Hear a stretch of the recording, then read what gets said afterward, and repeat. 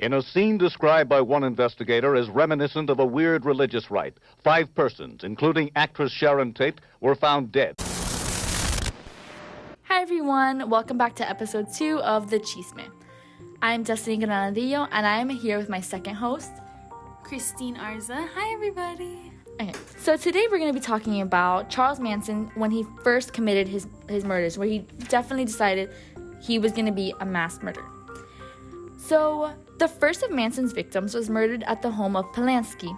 They had rented this home located at 150 Celio Drive in Benedict Canyon, near Beverly Hills. Charles knew that Polanski was going to be away shooting a film in London, and so he ordered four of his best people to go kill 4 victims. They had just returned from dinner at the time of the murder, and while Manson never himself, he never actually did the crimes. He directed 4 of his most obedient followers, Charles Watson, aka Tex, Susan Atkins, Patricia Kren, and Linda Casa. He gave them the address and directed them to kill everyone. Stephen Parent had been visiting his friend Gretchen when he became Manson's family victim. As he drove away from the house in the dark, he was spotted and shot dead. Yeah, so Charles he didn't do them again, like we said. He didn't do them himself. So he sent other people to do them, and after every murder, they left X's with blood on their body. Yeah, so going back to the Polanski murder, so there was this person, her name was Tate. She was 8 months pregnant, and he was very harsh with them, even though he knew that there was a pregnant one. He didn't care. He was just like, go and kill her. So the murderer that did that was Charles Watson, Tex. He actually did the murder, and she was pleading for help or saying, save my child, and he stabbed her in the stomach. No mercy at all. And after that, he left a sign of pig on her wall, and that's when Charles started getting really overprotective with how they do that, because he was punished for being very sloppy with how he did it. So that wasn't the only murder. There was definitely more murders, and there was a lot more followers. There were 100 followers of Manson who shared his passion for an unconventional lifestyle and habitual use of drugs such as ISD and magic mushrooms. Yeah, so the Manson family eventually moved from San Francisco. As we heard in episode 1, he did go to San Francisco, and that's where he started his crimes. So he took his family and they went to San Fernando Valley, and this is again the beginning of his murders. This is not towards the end. This is not when he was going to get locked up. This is still beginning.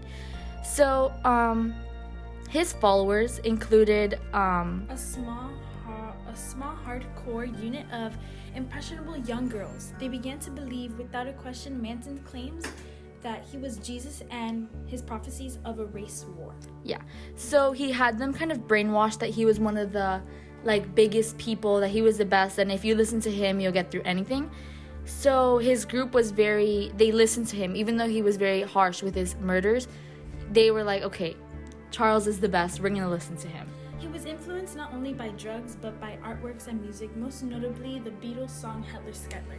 Yeah, and we know that a lot of murderers have that type of background to be on to this one thing a lot. That's where they started merging into their stuff.